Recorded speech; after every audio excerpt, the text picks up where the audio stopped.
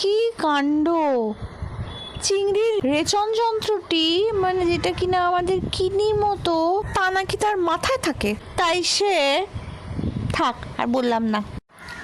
তবে এই রেচন যন্ত্র বা সবুজ গ্রন্থি বা গ্রিন গ্ল্যান্ডস বাদ দিয়ে দিলে চিংড়ির মাথা ভাজা খেতে বাড়িতে সবাই খুব ভালোবাসে। আবার চিংড়ি এমন এমন সব খাবার খায়, তো তার জন্য তার সব যে পাচক রস, সেগুলো নাকি আমাদের জন্য ভালো নয়। তাই চিংড়ির পাচনতন্ত্র বা ওই খাদ্যনালী, অ্যালিমেন্টারি ক্যানালটা বাদ দিয়ে খাওয়াই ভালো।